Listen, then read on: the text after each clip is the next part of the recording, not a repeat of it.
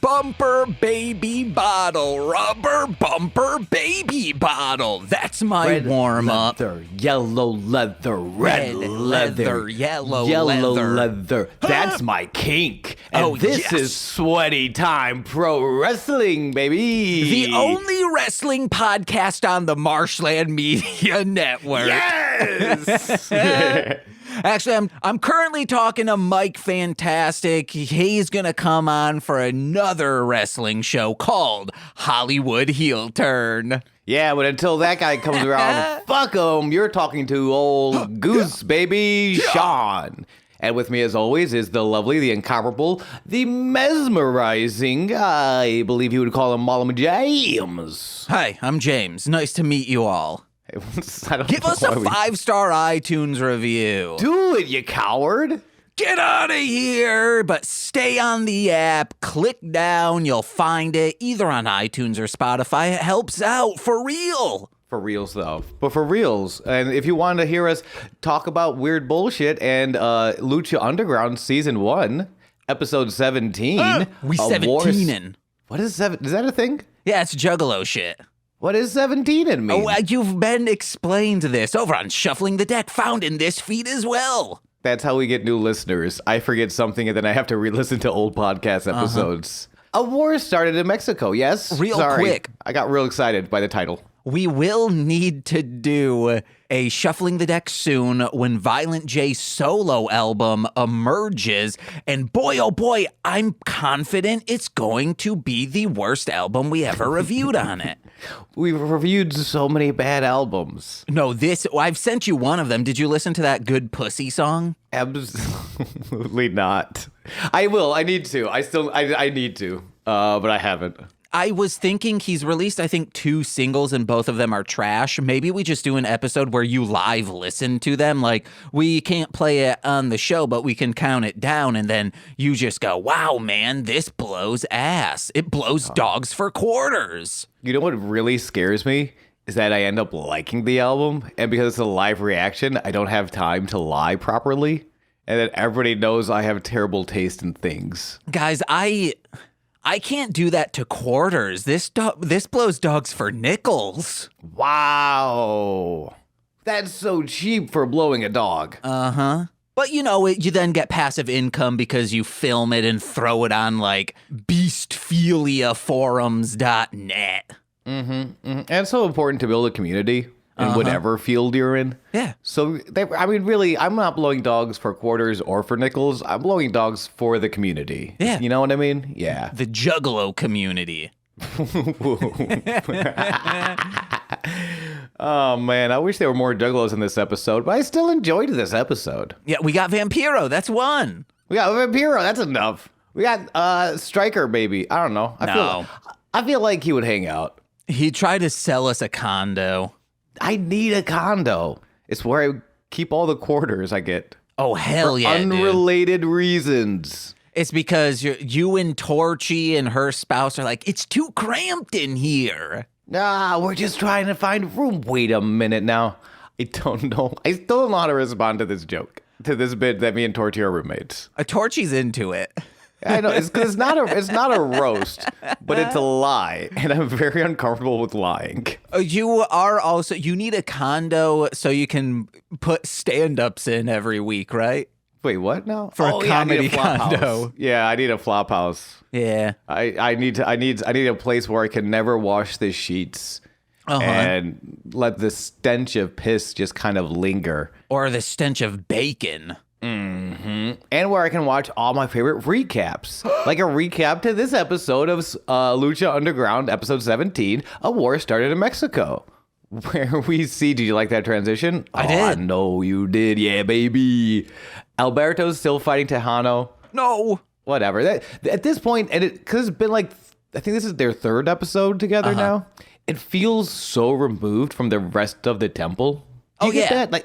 Even from this recap, I was like, yeah, it feels like they're doing their own little TV show. And then meanwhile, we're over here watching Happy Days while Jody and Chachi is struggling in the ratings. It feels like this, where if we were to get a show within a show where we see the behind the scenes seedy stuff going on. That's every other wrestling performance. And then like, hey, here's the main event. This is what the show actually is, not the show within the show.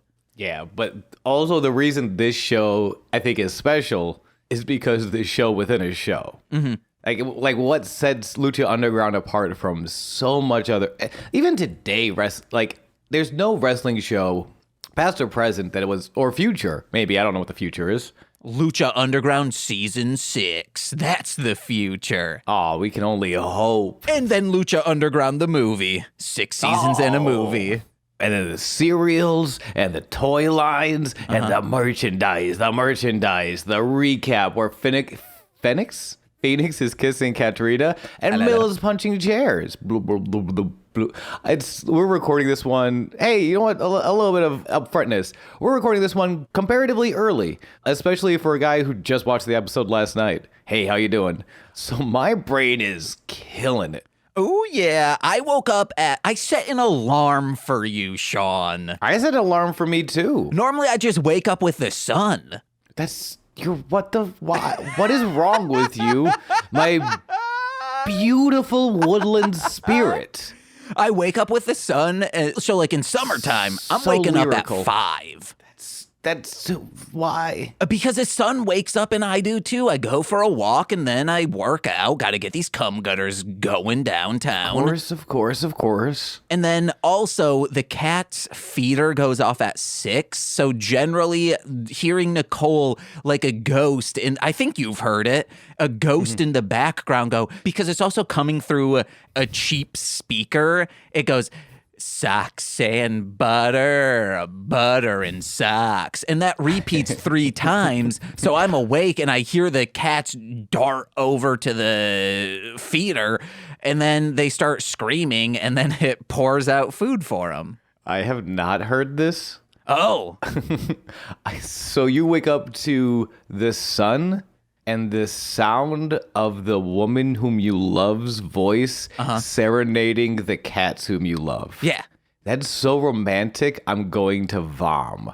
That's so romantic, I'm going to bring back the phrase vom from 1998. This is what we do. We get Torchy and her spouse to record a singing song message to you. And then we'll also get a cameo from, I don't know, some big Buffalo Bills man. And then I splice those together and that's your alarm. Okay, so Torchy and her partner are my socks and butters? Yes. Okay, that makes sense. And then Josh Allen is my Nicole. Yeah, exactly. It all adds up. Or Daniel Garcia. Ooh. Or Pepper Parks, a.k.a. The Blade. Oh, dang, I like that. Yeah, he's cool. He's from Buffalo and he wrestles. And the crew is doing crew stuff and Big Rick and Sexy hate it. No! They just hate this ding-dangle crew. But we cut to the episode. Cueto's office. Dario is giddy. He's giddy over Alberto having his first match. Ooh, I'm going to have so many ratings.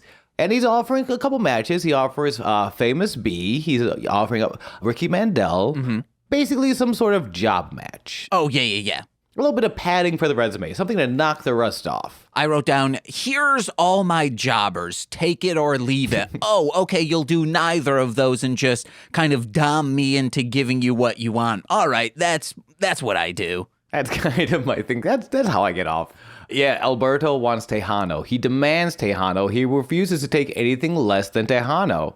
In fact, he bullies the office supplies off of Dario's desk to properly dom Dario to give him Alberto v Tejano main event tonight. I have never understood or felt a relationship with Dario Cueto until this episode because he's like, dude, if you're going up against Tejano, you gotta give me at least a week to promote it. And I'm like, yes, I understand that so much.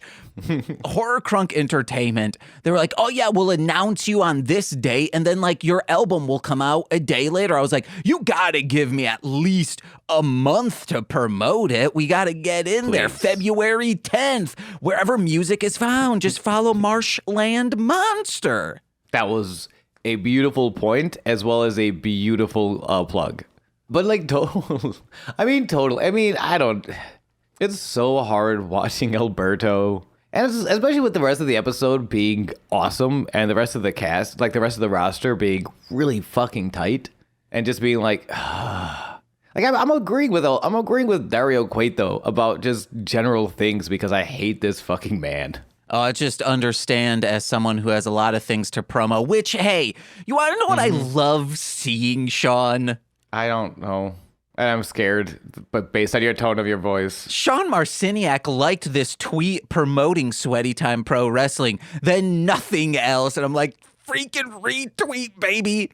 Retweet. It took me like a whole 2 days to come up with a quote tweet. Oh, my God. Just retweet, and then once you figure it out, unretweet it, then quote tweet. I don't know how to do that part. What, the unretweet? Yeah, it scares me. You just go and you'll see it green. You just click it again and it unretweets it. I'm just going to delete my Twitter. Oh, my God. This sounds safe for everyone. Get on TikTok.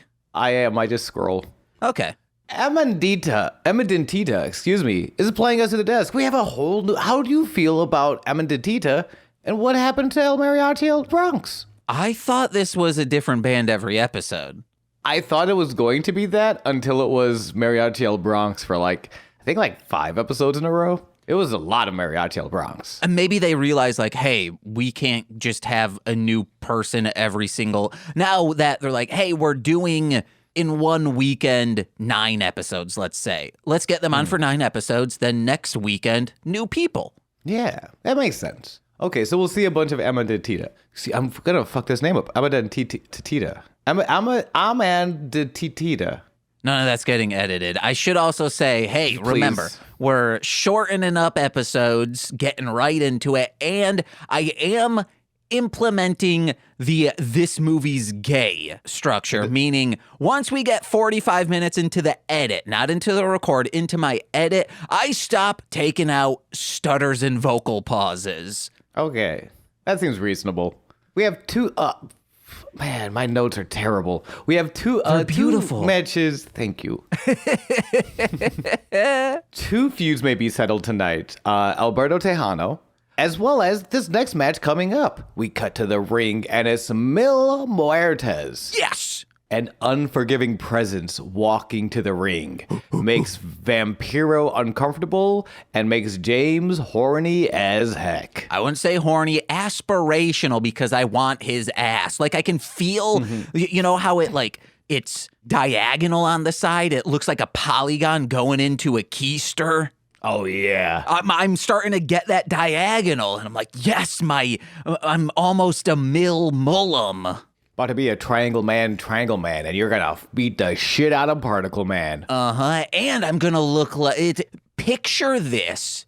Okay. Laura Croft, but on my ass. You know, her triangle boobies. Okay, yeah. I was just picturing an entire Laura Croft model. Okay. But your ass. Yeah. Which is, yeah. Shove her up there. Well, great. Phoenix versus Phoenix. Boo. Yay. Phoenix. I like Phoenix. Phoenix wrestling not only the Smash Mouth luchador tonight, but his fiery jealousy. Because he's been making out with Katrina every day, all the goddamn day. And meanwhile, Mil is, I don't know, bullying Chavo, which is a noble endeavor. Hey, Mil, I love his style. The beat you till you stay still style. This is not a long match, but it's a really nice match. A little bummed. It only goes a little over 5 minutes, 5:46. I wish they would have gotten the chance to really explore their second act a bit, because this is my favorite match of the night. There's only 3 matches, and this is by far my favorite. Mil makes the mightiest matches. There we go. That's alliteration. Hey, and Phoenix just does everything. Phoenix is coming down the stairs. Mil's pops out of the ring because Mil is pissed. Mil has legitimate beef with fucking Phoenix. So he's like, you know what? I'm gonna meet you on the outside as you're coming in. Phoenix leaps off of the railing, head scissors. Before the bell rings, before old Jimmy John Jacobs sits down with his bag of popcorn to prepare for the match, immediately we get a head scissors off of a hand railing. Cutman style. Oh, wee. Because I think he had scissors for his head. I think that's what made him the Cut Man. Yeah, one of the Mega Mega guys. Man villains, I Mavericks. mean, I was more of a Rockman player myself, but you do you, boo. What? It's the same game. Come on, man. Why are you so mad at that one? Oh, now you're going to be like, oh, I prefer Super Sentai over Power Rangers, but not because I, like, prefer it more. It's just, like, I'm such otaku. Yeah, that's the bit I'm doing. Gross. And after the head scissors spot, they don't even, like, immediately someone. They're still fighting to see who rolls who into the ring. Mm-hmm. And fucking Phoenix, instead of allowing himself to get rolled into the ring, he jumps onto the apron, backflips off, and super kicks Mill in the face. Again, like and it all goes to tell the story of Phoenix just has so many different ways to hit you, but Mill really only needs one, because as soon as they get in the ring, he levels him. He decks him like a stack of playing cards. And that becomes, and it's really, that's, in some ways, that's the basis of, like, Technico and Rudo, is that why Phoenix is kind of the perfect Technico in that sense, because he has so many different techniques and so many different maneuvers and so many different ways to get into those maneuvers to hit you, where Mill doesn't need all of them. He doesn't need to be flashy or even very technical. He has that smash mouth, straight to the point. What did you order? Well, you're getting a ham sandwich, because all you need is a ham sandwich. Keep your body going. Sean, can I be honest with you? I would love for you to be. Yeah, because no one else in this business is. Wow, how can you speak so true to my soul? That's something Mass Striker says during this match. I missed that. Vampiro says, can I be honest with you? Then Stryker says, please do, because no one else in this business is. Matthew, I'm sorry that Vince McMahon hurt you. I truly am. He hurt a lot of people. Yeah, and you want to know who else hurts people? Mil Muertes. Yeah, because he's void of human element, just like the bad Godzilla films. Wow. Such high praise, such devastating critiques. Oh, except like he's good. Mill's good. The Godzilla films where the human stuff is boring and just void, that stuff's bad. Mill's good. Mill's great here. DDT, chopped. I don't know. I'm sure I've seen it before, but to see someone chop someone inside out, like to see them like throw a chop and then Phoenix takes a flip bump, is fucking so exciting. Well, speaking of DDTs, I've been getting into, whenever I see someone who I'm like, oh, just get them off the screen, I say, oh, someone should DDT them. I agree. We were watching the Jordan Kempler from Daily Show, Finger on the Pulse, and he was interviewing people at a Trump get-together, not a rally because not enough people showed up. Amazing. The mental gymnastics. Speaking of mental gymnastics, there were these two older women, maybe late 60s, discussing to him how Trump, because of a law he passed, the military is the ruler of our country. And then Jordan goes like, Trump is responsible for sending troops to Ukraine and all that, and they're like, oh no, that's not the military, and they're like, he's like, what are you talking about? And they're like, there are two militaries, and he says, okay, so like a good one and a bad one, is that what you're saying? And they say, absolutely. And I go, oh my God, someone DDT these women. I mean, truly. Some people deserve a DDT. That's the thing. I love Jordan Klemper. One of the two. I love Jordy K. I truly do. I feel bad that like I will have a threshold to the show sometimes where I'm like, I'm so glad he's getting these people and these takes on camera, because we should know that people are thinking these are human thoughts and should be shared. Like, we should be aware of this. I can't watch it all. I will reach a threshold where I'm like, I gotta just stare at some paint drying for a little bit. Something wholesome. I don't care what. Nicole's the same way, so when we watched that one yesterday, I said, you get ready to be mad bright and early in the morning. Aw, you know who else woke up mad bright and early in the morning? Phoenix. I was going to say Mill here, but also Phoenix. Well, I think even more Phoenix than Mill. 'Cause I'm trying to think, because I don't think Phoenix is mad necessarily at Mill. He's fighting what he perceives to be evil. Because we've seen Mill, like threaten women and just kind of be a general nuisance. We don't exactly know what's going on with Mill. We just know he bullies Chavo, which is great, but then he also bullies everyone else. But what women has he threatened? Katrina. Oh, she ain't a woman. She's a devil in living flesh. She ain't no nun, dude. Okay, that's okay. Do you want to, how far do you want to play your misogyny bit today? It's not misogyny. Demons do not have a gender, okay? I don't think she's a demon. I think if anything, I think she's a witch. Demons do not have genders, okay? Which you said, but then I disagreed with the premise. Neither do witches. Witches have genders. No. Witches and warlocks, they can go in and just do whatever they want. That's what magic is. Can you say that one more time, but like spit more out of your mouth and almost cry? I'm just saying.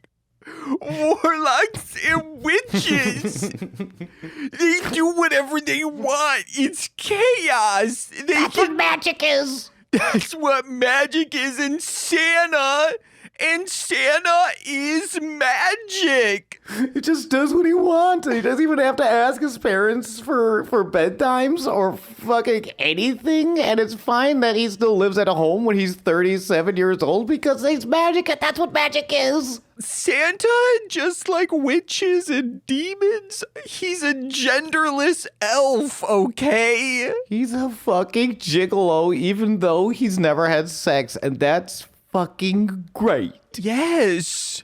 God, I'm so happy to be a virgin. But yeah, but definitely Mill is the one I think fired up in this match. Oh yeah, he's wrestling more than to wrestle Phoenix. He wants to hurt him. He wants something out of this sweet bird lad, and that's his soul and his body and his blood.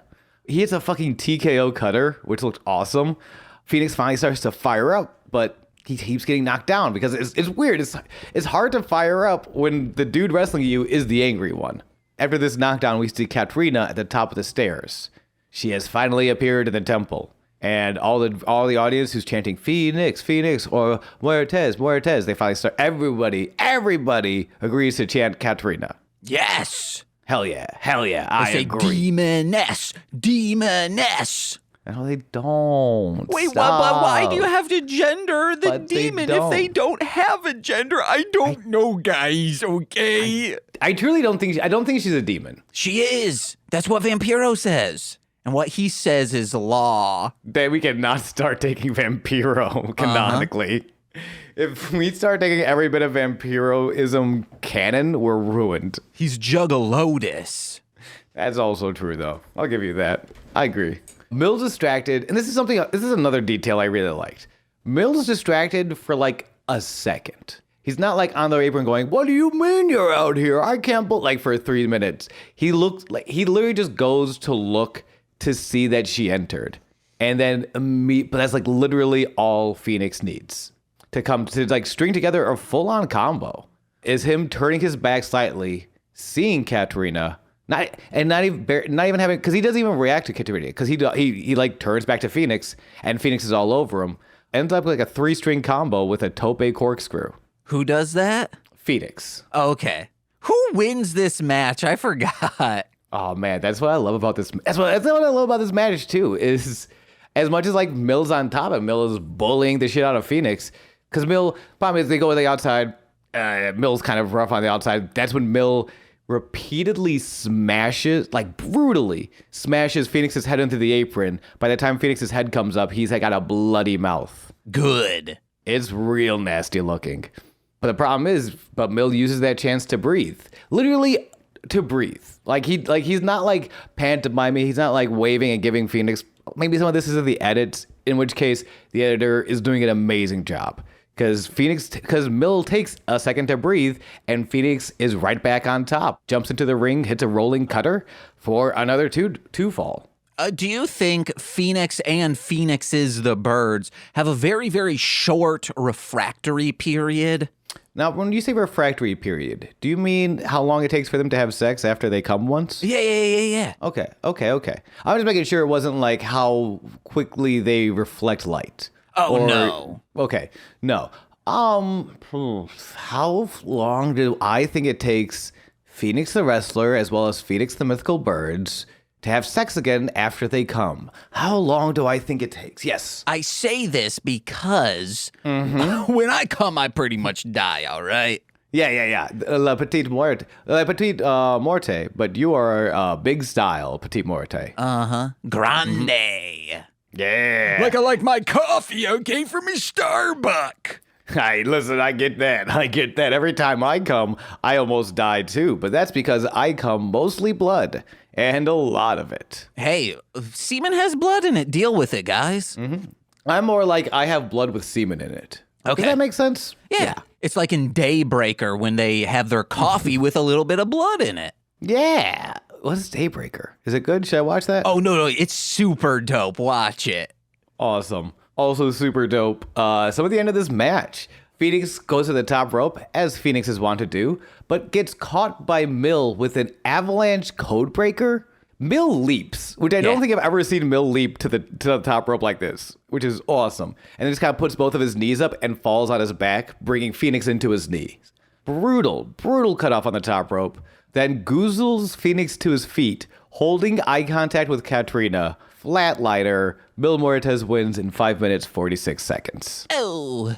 And James came bloody buckets. I don't do that. That's you. That is me. That's true. I cried bloody buckets because I love Phoenix. But Mil, he had the fire in him. He had the fire in him tonight. I got to give it to him. When he got it going, he's got it going. And he says, "You demoness, you genderless being, lick him." And she says, "No, never. Oh, why do you do this, Mil?" That's all true. When she says no to the request for the lick of death, he goozles her by the neck, drags her over the top rope into the ring. Yeah. Which is crazy. She's on the apron. Looks insane. As he's doing it though, she ends up dropping the stone, which Phoenix clocks, picks up, smashes Mill in the face with, but the front of the face because he's a good guy. He won't hit him from the back. Yeah. Which is something I love. Like, you're dealing with supernatural forces. At least one, if both are not actual demons, they're definitely powered by demons. Like, you are Van Helsing in this situation, but Phoenix is such a good guy. He's still like, well, I have to turn him around so I'm facing him when I hit him with the rock. Otherwise, that's just kind of a dick move. It's something I love about Phoenix so very much. But yeah, he hits him with the rock, staggers him. Gamungiri drops Mill, goes to check on Katarina and picks her back up on her feet. Katarina licks of death Mill? Huh? Gives Phoenix the sweet post-lick of death smooch. And I love the line, "No Lazarus pit can save Mill now," as the Animo chants for Phoenix fills the arena. Animo, animo, animo. I will say, you skipped over a just amazing, 2-second thing. When Phoenix goes to pick up Katrina and they look at each other, this is the hottest, most sensual thing I've ever seen that the Rom Complex should do each of these matches. You know what? That's true. Of holy shit, what is going on here? Oh my God. I have been told by multiple times I'm forbidden from appearing on the Rom Complex because I just keep voting for Donald Trump and I can't help it. What? Well, anyway. I thought you meant for doing a movie. I'm like, what rom-com was he in? All of them, if you think about it. Home Alone 2. That's the big one. But yeah, it is decidedly hot because it's that forbidden I can't believe we're about to do this. You know what? Let's run away together kind of look. And it's there is something so deeply fucking hot about let's run away together. Let's just do it. I'm tired of all this. I can't. This world is not meant for us. Let's go build our own. It's not meant for them specifically, meaning Katrina, because she's of hell. I don't think she's of hell. I think she has of hell powers. When we find out she's a demoness in living flesh, Razakel style, but really a demoness in living flesh and not just a rapper stating that, we're going to be eating crow. Well, I'll be eating crow because you'll be like, ha ha ha ha ha, I was right. Yeah. Well, you know what? That means I'll have lunch, and that's pretty cool for me too. Eating crow while you're sipping Joe from Starbuck. Hell yeah. I'll listen to sad country guitar as it rains in the temple on Conan, which is our next little video package. Literally the saddest ass fucking country ass fucking tune I've ever heard in my life. Sean, appear weak when you are strong. That's every day for me. That's not being a humble. That's just plotting. That's it. Which is kind of Conan's thing. Like, from day one, Conan's been a piece of shit. And they've never done this, which I like. It's almost like these Kingdom Hearts, like they're showing like this shaky footage and it's all because it's raining all the time. So nothing's super clear. And then it cuts into like a title card essentially with like typewriter fonts of appear weak when you are strong. Oh, yeah. In the midst of chaos, there is also opportunity. Dude, we have to re-edit this with simple and clean. Yes, we do. Yes, we do. What are we doing? What are we doing? All right, guys, see you more later. Simple and clean? Bye. Bye.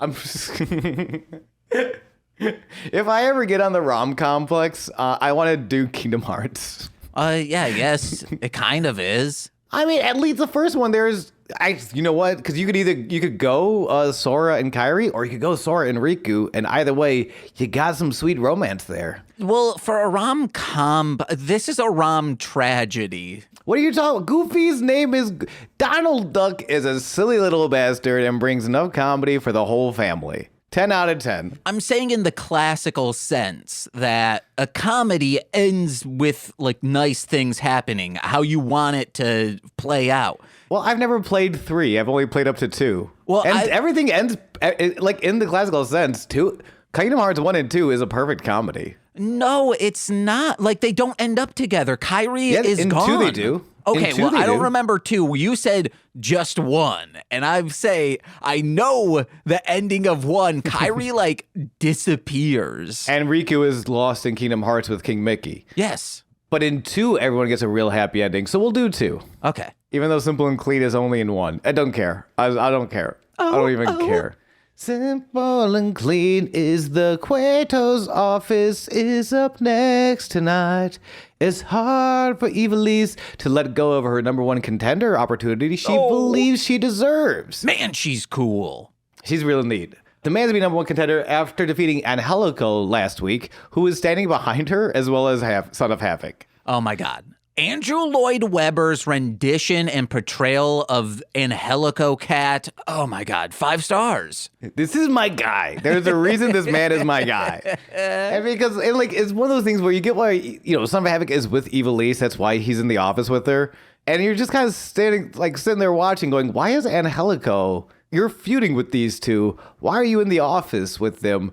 And in my head is because I'm pretty sure Evilise was like, get in here. And he's like, yeah, and just kind of like he's a bit like, yeah, shrugs his shoulders and goes along with it. He's just a sweet little cat who promised, someone told him there was going to be tuna bites inside, and I love him for this. In the end, when Dario says, close my door behind you, he shrugs his shoulders like, okay, closes it. So cute. So yes, Evilise is demanding the number 1 contendership. Dario waves her off and her texts and the emails she's been sending to say she won last week, but with Son of Havoc's outside interference. Now, to prove she's a worthy competitor, she'll have to beat Angelico again next week, but no Son of Havoc outside, because he'll be inside special guest refereeing, that's kind of cheating. Oh, That's yeah. bullshit. That's so much worse. That's so much worse. Unless she says, you call it how it is, you fuckhead. And maybe then he's like, you want to know what? I'm going to call it as it is for Angelico. Maybe. Yeah, because I guess Dario's kind of like, yeah, I think he literally says something along the lines of, handle your woman, Son of Havoc. He says, I hope you can manage her in the ring as much as she does you out of the ring. Yes, that's the storyline. God, women need to know their place. Or more so, I'm going too much wrestling, not giving wrestling credit. It might be more of Dario Cueto and Vampiro, who are canonically villains. You know, like they're bad guys, or in Vampiro's case, loves the bad guys. And Son of Havoc and Evilise are finding their own new thing. Where like, yeah, I don't need to Macho Man Randy Savage style bully by Miss Elizabeth. She can bully me and it's kind of hot. Yeah. Evilise and then Evilise takes Son of Havoc by the beard and drags him out of the room, and it's kind of hot. And then Helico, before he leaves, he doesn't even shrug. He's always in dancing animation, like idle animation. Yeah. He's always lightly moving the shoulders back and forth, and he just kind of like points his way to the door and then starts before I almost forget. He gets no lines in this piece, but he does serve beautiful puppy dog eyes before almost forgetting to shut the door on his way out. He moves and acts like a character from The Bouncer. Okay, yeah, the Squaresoft beat him up. And kind of dress, and maybe not so much now, but like if you see his later stuff, the neon green and black gear he wears, kind of dresses like he's in The Bouncer. Yo, and Helico is Squaresoft. And wrestling is Kingdom Hearts. And simple and clean is the way that this trio is making me feel tonight. It's hard to let go. The Temple Training Room is up next, as Puma is working out on a heavy bag, as Patrón slow claps behind him and approaches. Sean. Yes, James. Let's just say it. Let's let him know. We don't have enough patrons over on patreon.com/MLM pod for me to even consider fighting this legal battle with the Dominator. It's done. These cages are out of here. Good. However. Why is there a however? Dogs still need to be put in their place, as well as their owners. And I saw a revolutionary video on Jimmy Here /Shorts YouTube. I need you to know you sound like every man telling Son of Havoc how to behave in his relationship with Evilise. It's just this dog. You would put Evilise in the Dominator. This dog just being like, oh, I'm a dog. Yeah, just laying in the sun or something. And this cat's looking at him. And then just starts pounding on this dumb dog. This is the new Dominator. We get big cats, i.e. a puma. We train them to just kind of lord over and, I guess, police a household that has a dog and a dog person in it. Can't. There is so many reasons we can't do this. I'm not saying a literal puma. I say, like, we get a big-ass cat. Okay, because you did a minute ago say a puma. Like a puma. I'm saying, hey, I saw a puma. That makes me think we kind of start, You're piecing this together in real time. We start doing scary. this. No, I needed to figure out the acronym FGH, feline growth hormone. That can't be legal or healthy. We start pumping these cats and they're just like big right out from the womb even. And boy, oh boy, they're not attacking. They're just bullying. there to have a dominant presence in a household that absolutely needs it. Because if you are a dog person, guess what? Life has been a little too easy for you. Wait, what? Now this is a punishment for people owning dogs? Dog people, that's what I'm saying. If you are a dog person, you absolutely need to be put in your place a little bit by a dominating cat. Or you could just own a dog and be happy. Ugh, no. You're allowed to be happy. No, because dog people push their dogs on us, so we can push a big cat on them, okay? You literally wake up every morning to this sound of the love of your life serenading the cats who clearly run your shit. Yeah, I don't need a dominator of a cat. A catinator. See, this is the thing. We need to catch it. We can't just call it the Dominator. We should, because it's legally, we can no longer after the multitude of lawsuits, which you did get my message. I did flip on you severely in court. Did you know? You know that? Okay. I don't want that coming up later and it being a thing. It just even in the proceedings before we even took it to court, because we didn't even settle. It was just I concede. Yeah. I was like, honestly, I had more flipping to do, and I'm bummed I didn't get to flip more. But, however, in my conceding, we will be succeeding. Watching, also just think of all the ad revenue on YouTube, seeing these cats just prowl around, you know? This bit sucks. No seating about it. Oh, yeah. That was good. Man, check out Brunch Prov. Nicole, we were trying to figure out, why is it called Brunch Prov? It should be called Lunch Prov, but then Nicole's like, oh, they're all comedians. 1 p.m. is brunch for them. Oh, yeah. Absolutely. And we're just working, and it's happening today, and it's just going to be a real nice little workout of comedy sets. As just like Puma working out on this heavy bag as this fucking, you know what? He's in another segment tied to the rest of the temple. Alberto El Patrón slow claps from behind Puma. He's tied to something, I guess. He says he doesn't know what Conan told Puma to motivate him, but that Puma's got to man up because Cage is not even a man. Dude's a freaking machine. It's crazy. And we can't even talk about him anymore. I will be editing out anytime we discuss Cage or one of his matches. Why? Because it's too close to the Dominator. I'll start getting sad. Don't stop erasing the career of a brilliant wrestler who it took a long time for him to get noticed in the mainstream. He's finally getting noticed. He deserves his praises because of your shitty invention, which is really an excuse to abuse animals. Brian Cage is the man. Who is a machine? We need to start calling him by his full name, Brian Cagelowski, because, you know, his stage name is a cage, you know? Okay, Brian the machine on a man is terrifying. And I guess, and Patrón recognizes that. But he's also like, whatever, dude. He warns Puma to watch his match tonight, because if you keep that title, you know I'm coming after it. Man, I hope he doesn't get it. Who, Puma? No, I hope Patrón doesn't get it. Oh, I get the... man, why is he here? Second match of the card is Big Rick versus Sexy Star, which we talked about before. This match is to determine who gets to take on the crew in a handicap 3-on-1 match, which is that's a weird stipulation. This match is beautiful comedy. And how so?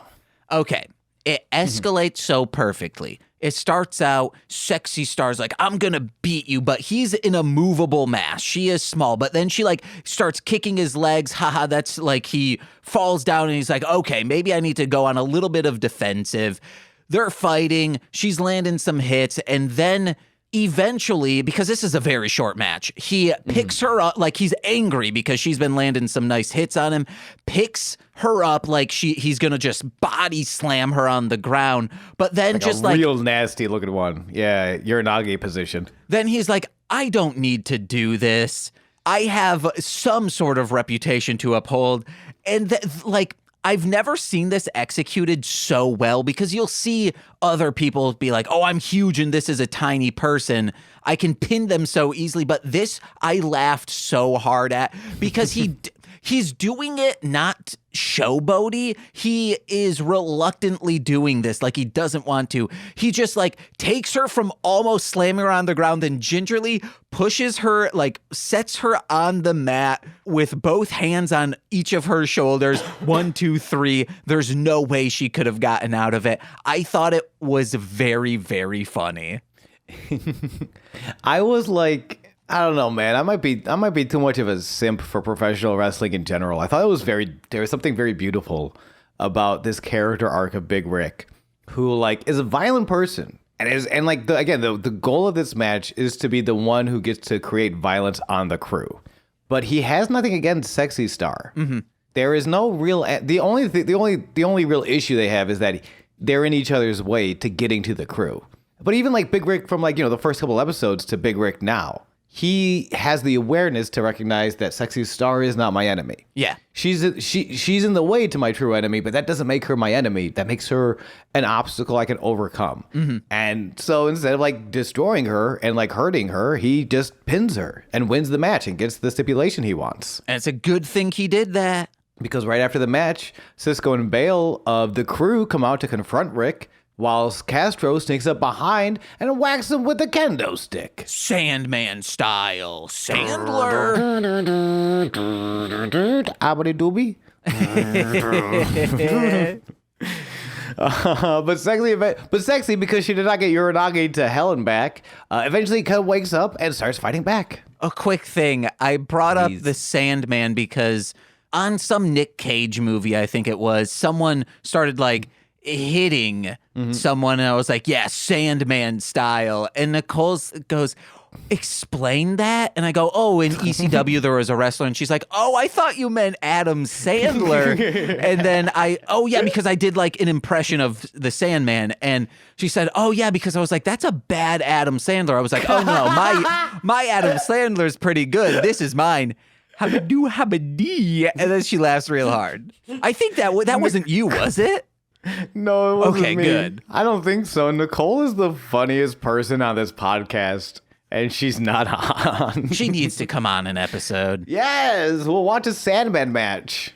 Unfortunately, the crew keeps kind of getting the better of them until, it's weird because, Sexy does fight back, but kind of gets her shit kicked in. Ends up taking a Cycle Realms. But she buys enough time for Big Rick to recover, who lays out everyone. Really is about to start fucking dominating some dudes until the crew hightail it out of there. Which I think a team will form up. Between Big Rick and Sexy? Yeah, I think that's where this is heading.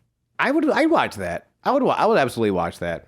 There's one thing I noticed about this which I find strange in a psychological sense. Because we talk about baby faces and heels, but one of the things to remember about Lucha Underground is that it's coming from the Lucha Libre tradition of Technicos and Rudos. Yeah. We talked about before, it's not so much, Technico is not so much good guy, and Rudo is not so much a bad guy as in it's not who they are, it's how they win. Technicos win via technique, Rudos win via doing whatever it takes. Well, and one of the things with the Sexy Star sort of offense up top is that there was really, not that the wrestler had no technique, but that this she had Sexy Star the character had no planning. It looked like she didn't take a second to create a technique and a plan versus the Phoenix Mill match we saw earlier, where Phoenix huge size disparity, but Phoenix came in with so many different avenues and ways to, so many different moves and so many ways to get into those moves. He came in with so much technique to overwhelm Mil Muertes, who ends up playing the Rudo. Where Big Rick, in the way he recognizes he doesn't have to Uranage her, he can just hold her arms down, exhibits more technique in this match. Yeah. I found it very interesting in that. I just found it interesting, I guess, in observance of Technico. As you were talking about the differences between, heels and in United States wrestling, it's you're a good guy, a bad guy, and sometimes a tweener. You might have that. Maybe an anti-hero a little bit. But I really like how Lucha Libre goes at it because it's more D&D minus the neutrals, where you have lawful good, lawful evil, chaotic good, chaotic evil. And good is a very subjective term. It's what is good. You can have a traditionally, your big bad evil guy could be what is considered lawful good. Yes.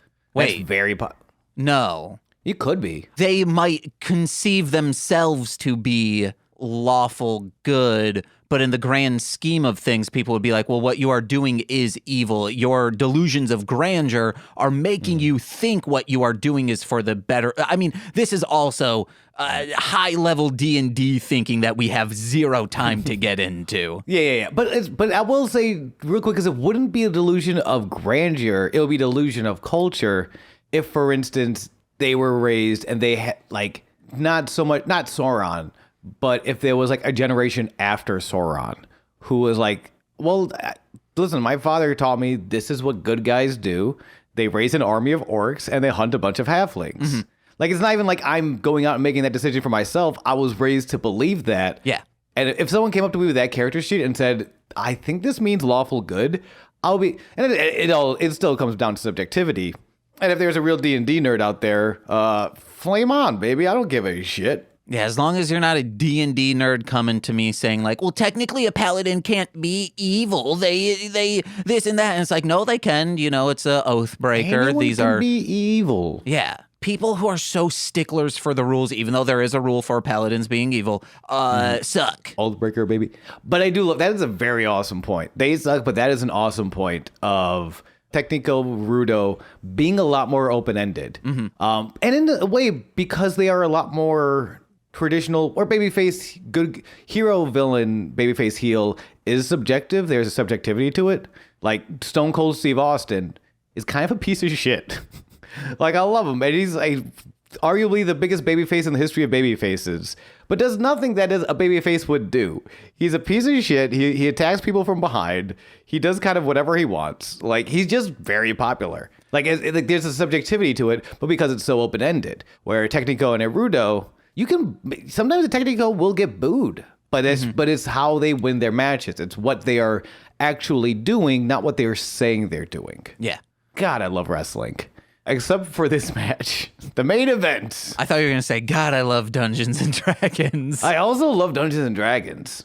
I do fucking love Dungeons and Dragons. New Derms Clerman coming out this week. It's a real good one. It's stupid as fuck. Let's fucking go.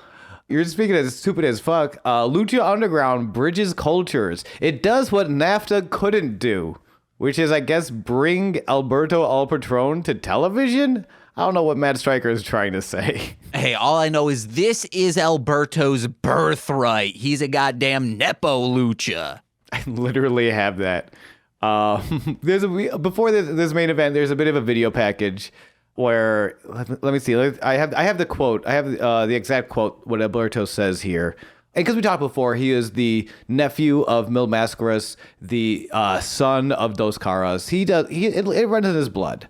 So he says, I was born into this.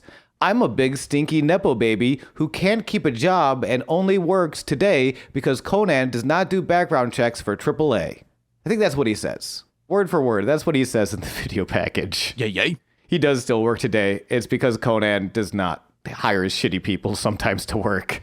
So before we start like the match, as Alberto's coming out, they're discussing how he's like, oh, Texano stole my stuff or what, whatever's going on. Or it's the other way. Texano accuses Alberto of stealing his title. And Vampiro says, I wrote down, Vamp agrees Texano is the champ, i.e. Texano is the champ. That's true, because we take everything Vampiro says very vividly. I do. Vampire Warrior of the Night is the greatest movie ever made. Yeah. Chris Jericho is a big stinky piece of shit. I only have 2 notes for this entire match. I have a little bit more. On the video package, before we blow past that, and it's just like, it's your traditional introductory video package. It's kind of cut with Alberto working out and then him talking about like where he came from and everything. And he's getting over this catchphrase. It's the, I'm Alberto El Patron, but you already knew that. Which is not a very good guy thing to say. Yeah, I don't know why. This man is a cult leader. I don't want to cheer for this man. He is a cult leader. He does not give us vibes of a man who should be cheered this much, but he is. It is insane that this dude with just zero life in his eyes is being championed as the greatest of all time. I mean, and to be fair, a lot of it does come from his family and his legacy, which is different. I mean, which is different culturally than it is in America. There's not a whole lot of. We're getting it more now. I mean, obviously, Randy Orton, The Rock was a great example, but he never really played off of his family legacy. But like, I don't think there was. Because to be fair, it's not even like Rocky Johnson, Rock's father, was a big deal, but wasn't the big deal that, say, Mil Mascaras was. Yeah. Or Dos Caras. Like, Alberto's coming from a huge, lineage. And before he came over to WWE, he was a big deal. And then he was a big deal. I remember when he debuted in WWE, he was part of, because he was around the same time that CM Punk was there. And both of those guys were like, hey, maybe we're moving in a new direction. Maybe WWE will finally be watchable again. I remember a lot of people, like a lot of like lapsed wrestling fans, or like when I would talk about how like it was hard for me to watch wrestling again. A lot of people were like, "Have you seen this Alberto guy?" Like those were the two guys. They would always ask like, "Have you seen this Alberto guy? Have you seen the CM Punk guy?" These guys are like they were part of like there was so much hope. Wrestling has been was so shitty for so long that like to see these guys come out, there was like a lot of hope in these two dudes. They're like, man, these two dudes are coming to WWE and they're resurrecting the ECW name brand. Hell yeah, I'm excited. We were so naive, truly. You're telling me they're going to let Balls Mahoney work on WWE television? Let's fucking go, Balls. Like there was... And I think, because I don't think Alberto spent much time in ECW. I think he pretty quickly went to SmackDown. SmackDown. Well, that was the thing. There was this weird hope that, like, I guess, and it still lingers. And even this thing where even like after WWE, and we didn't know it. I don't think everything came out immediately. It's 2014, so like Twitter's definitely a thing. The internet's definitely a thing. But I think there was still A, we didn't know everything, and B, so many people just wanted to believe, and C, there was a handful. I don't know if you knew this. There are some kind of not great dudes who watch wrestling. A lot of like, well, I can separate the art and the artist. Like, you shouldn't have to. This man should not get work.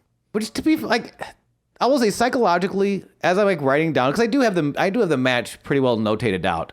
It makes sense, and there is an entertainment there, and the crowd's on fire. The crowd loves Alberto and hates Texano. Okay, there might be one person in the crowd who does not. Well, there's a couple things. But like for the most part, like it's a structurally sound match that people are excited for, except for maybe one guy. Also, this man who's like, yeah, he's a champion, we love him, but we hate this dude because of the things he does. Alberto does the things that he does that makes him hated. Like literally, oh yeah, the final bit of his video package is Alberto getting jumped by two faceless goons. For reasons, I don't know. I guess he's Batman. And he goes, punch, punch. And he's like recapping. It's the end of the package. He's re-saying his catchphrase, "I'm Alberto El Patron," but you already knew that. Winks at the camera. He says that over footage of himself winking at the camera while snapping the neck of faceless goon number 2. Who the fuck is this guy? Casually murdering and winking. How do you not already know? I do already know that. That's true. Who is he? He's douchebag Batman.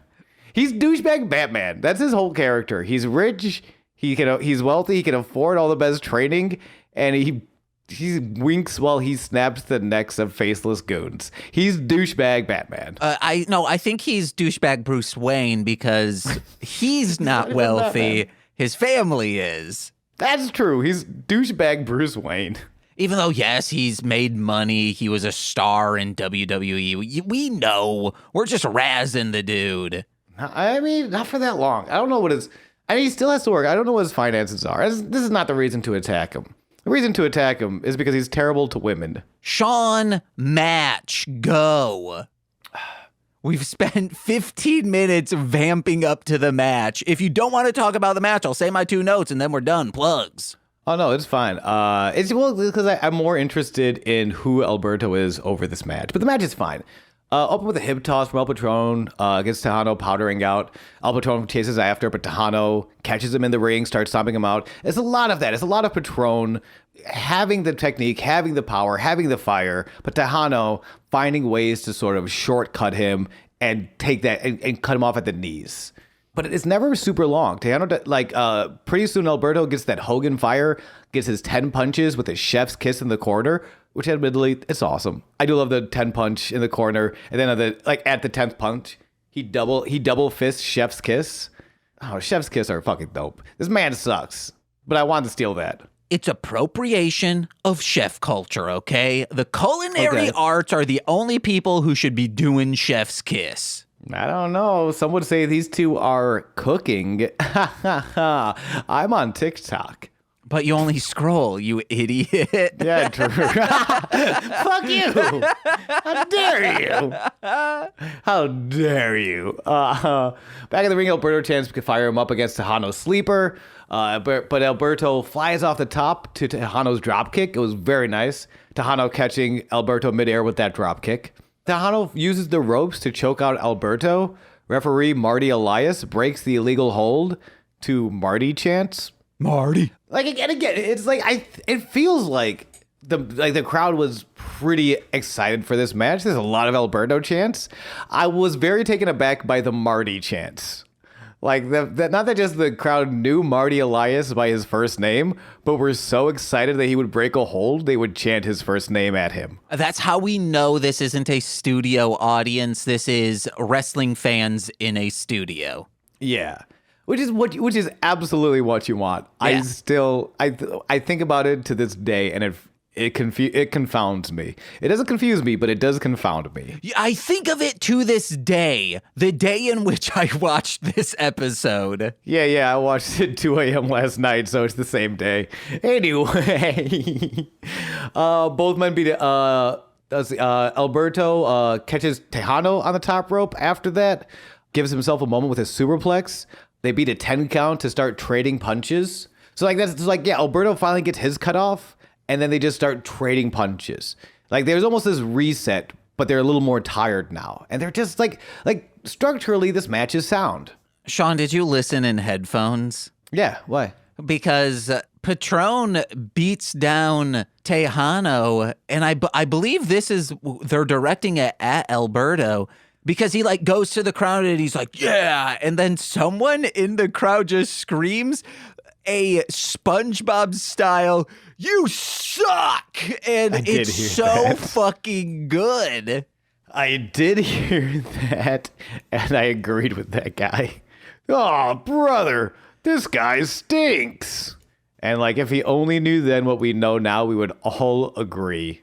We all knew how his TNA goes in a couple of, maybe I think less than a year. Agreed. This guy stinks. But Texano's working, and Texano's working great. Yeah. Alberto's telegraphs a super kick. Texano ducks for a spine buster for a 2. A lot of close falls. Texano positions Alberto for another superplex.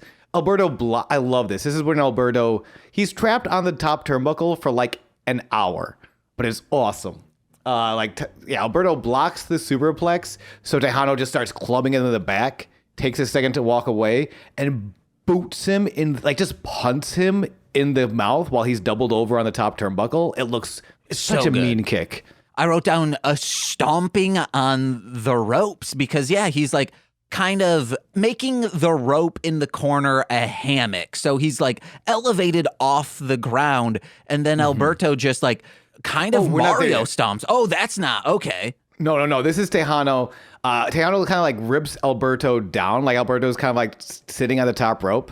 He pulls him down so he's hanging over it, and then he just punts him. Okay. It's a little simple, but as this he turns around, he goes to the opposite turnbuckle. He starts ripping off the turnbuckle. Oh yeah. And Marty Elias, fan favorite, is you can't do that. Give me that turnbuckle. I gotta put it back on now. You can't just be breaking my ring.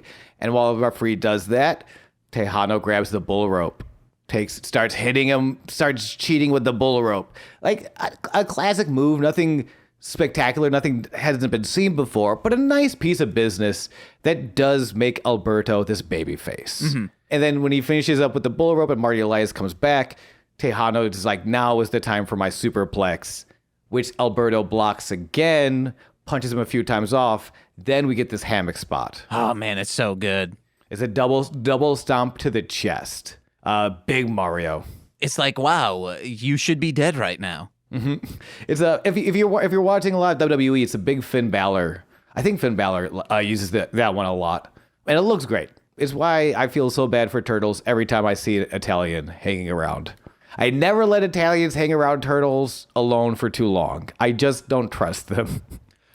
Or big old chicken chefs from Spyro's Ripto's Rage. Oh, absolutely don't trust a chicken chef. Or 2 sheep on stilts.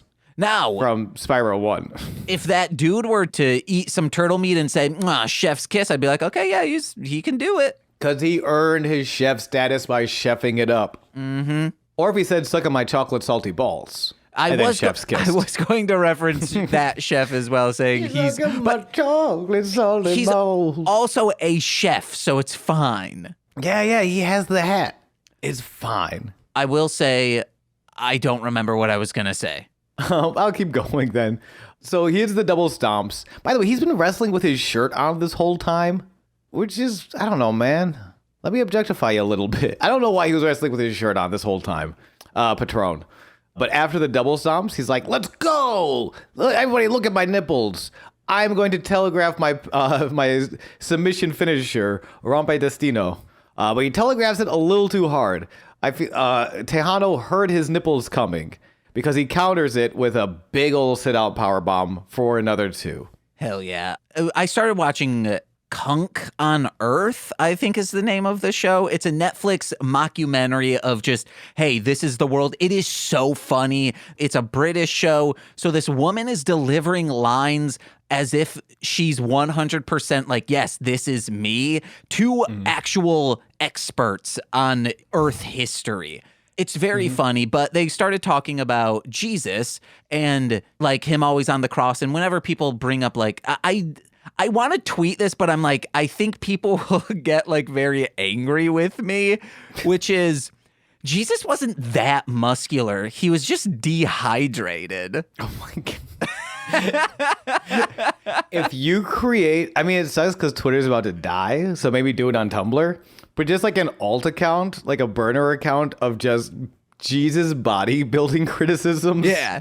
I would follow that in a heartbeat. Jesus, maybe he was just eating bags of fried rice the night before on Good Thursday. Honestly, half of Jesus is drinking vinegar and good lighting. It's fucking bullshit. Yeah. It's fucking bullshit. Your religion was based on lies. Not that he's not the son of man, but that his body is like a 7 at best. And that's coming from a couple of 4s, okay? Oh, yeah, 3 over here, baby. Okay, well, these cum gutters. Your cum gutters give you a 4. Yeah. My soft, doughy physique gives me a solid 3.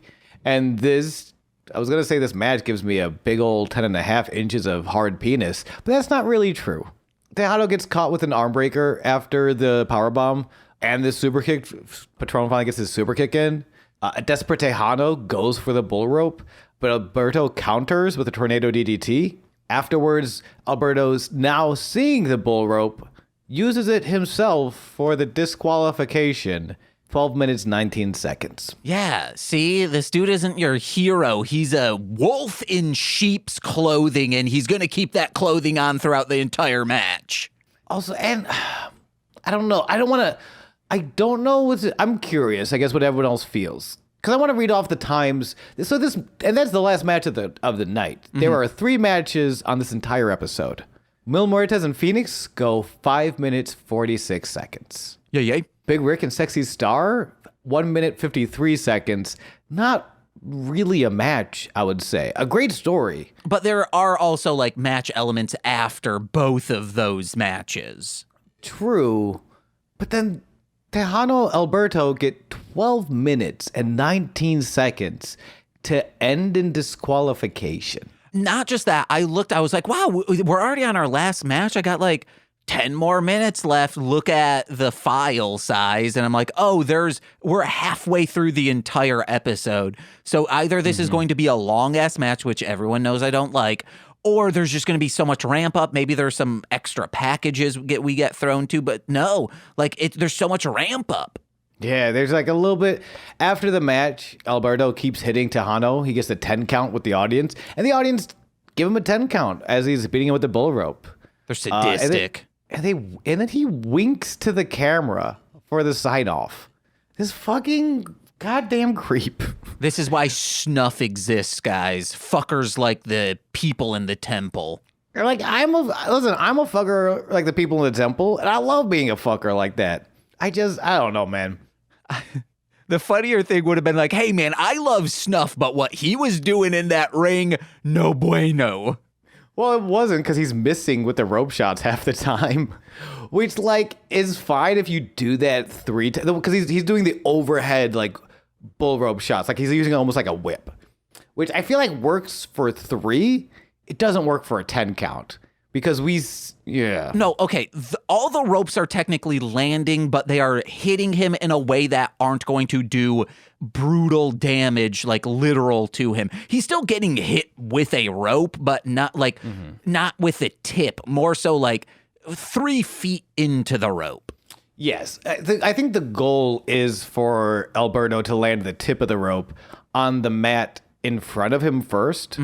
So that the first contact of the rope is not Texano's body. The first contact of the rope is with the mat, and that's the thing. And it like still looks like would suck, but I don't think looks good on a 10 count. I feel like you do 3 of that, and then you ball it up in your fist, and you get a 10 count with the bull rope in your hand. Because you can fake that and make it look. You can like pull your punches and make that look better than the rope. I don't know. Maybe I just fucking hate Alberto and I'm looking for reasons to shit on this man. That's also fair. This dude sucks. I was just saying that thinking, wow, that would hurt. Okay, that's fair. I'm sitting here thinking like, fuck man, don't 10 count the whip shots when you have to like, again, we can like see the rope. We can see the rope hit the mat first. Do that, like do 3 on that and then get like a 10 shot in the corner with the rope around your hand.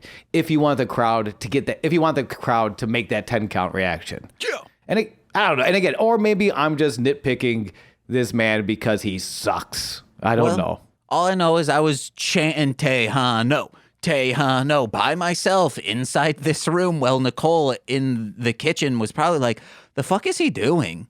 See, I'm a big Marty Elias guy. I was chanting Marty, Marty, Marty. And then right afterwards, I was chanting, there's one more. I was chanting Cueto's office.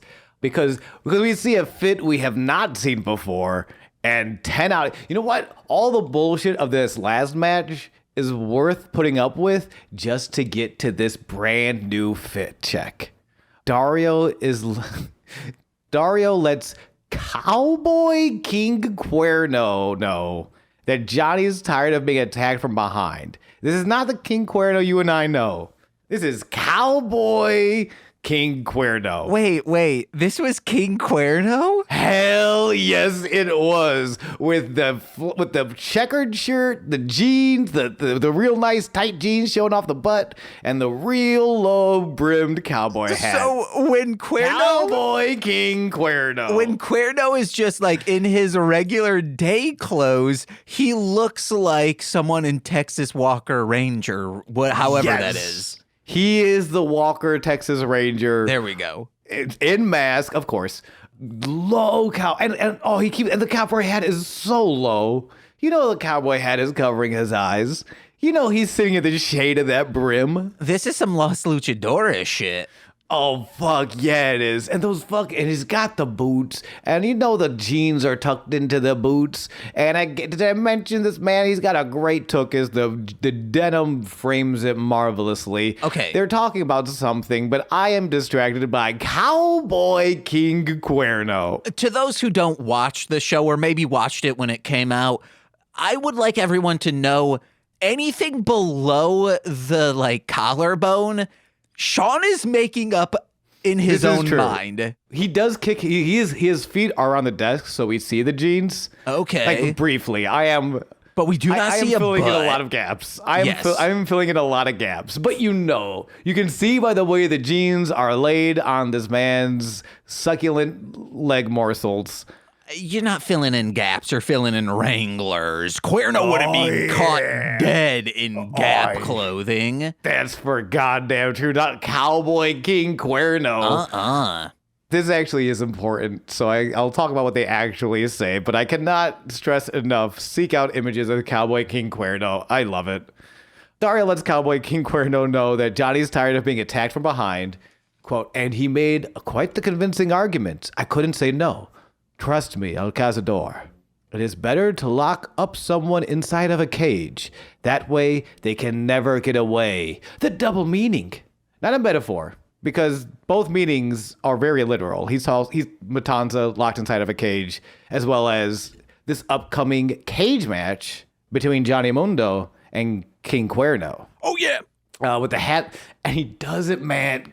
They cut back to Cuerno, hat low, and he does the one finger tip up so he can make eye contact with Dario. Cowboy King Cuerno is my fucking guy. It's as if Violent J is writing this episode. This is what Big Money Wrestlers should have been. Uh-huh.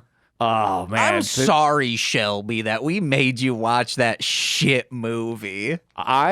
You're welcome, Shelby. We introduced you to cinema.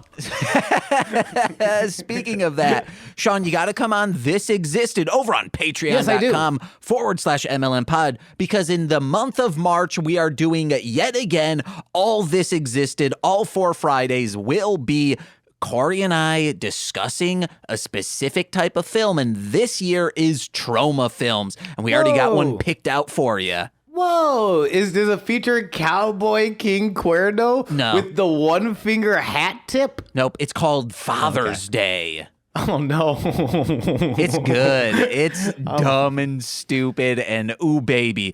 It's about a demon called the Fuckman who fucks dads. The Fuckman? Yeah, and it's someone trying to, kill him. Oh, jeez. He just goes around fucking dads? Yeah. Wow. Okay. I'm so glad. And this made y'all think of me. There's a specific reason that we chose you for this movie, and we will reveal that to you on the podcast. If this involves Jim Kelly getting fucked to death by a demon, I'll be so upset. I don't know who Jim Kelly is, but what are your plugs? You know me, Goose VK on twitch.tv. I'm having a good time. I'm shooting blood out of my penis, because that's how I come. And that's what I would like to plug.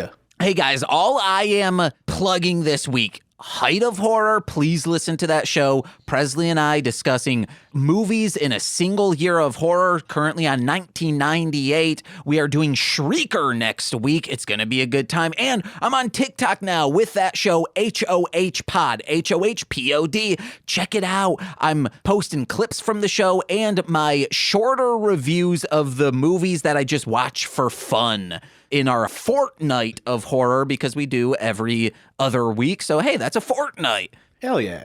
And then listen to my new album coming out February 10th, Horror Crunk Entertainment Remix album. It's really fun. More stuff from Horror Crunk in the mix I'm very excited about. And yeah. New Dragon Boy Suede MLM stuff in the works. Fuck yeah. And then patreon.com/MLM pod, $5 a month. You get exclusive content every single Friday in the form of podcasts. This Existed, Death from Above, a Sam and Max podcast, Mostly Speaking Sentai After Dark, and Engage with Nicolas Cage. But $10 patrons get all of that plus monthly bonus content in the form of straight to Patreon. Hopefully, by the time this is out, if everything works out, Shark Side of the Moon, we had to delay that 1 week. That should be out. And then I think we're doing Body Melt with Melzer for the end of February one. And you also get shout outs on every single free feed podcast. It seems like maybe Sean wants to come over for Body Melt as well with Melzer. Body melt. All right. Oh, his body is melting right now. It's so hot. Ooh, baby. Let's do also the shout outs for those $10 patrons, starting with Steve F. But you already knew that. Eric Berry of Ranger Command Power Hour. But you already knew that. Alex Z. The Waz. But you already knew that. Orion, he's a rapper, Defo, D-F-O. But you already knew that. Jordan B, the Chaos Witch. But you already knew that. Joshua, Jakis. But you already knew that. Steve Barnes of Sweet Child of Time, we're back, baby. But you already knew that, baby. My mother. Mommy, you already knew that. Corey's BFF and roommate, Shane. But you already knew that. From the upcoming podcast, One Piece at a Time, I believe that's the name of it, that Fed. But you already knew that, Fed. And finally, Core Winning on twitch.tv, Corwin. But you already knew that. I've been James. King Cuerno is my new dad, cowboy style. Bye.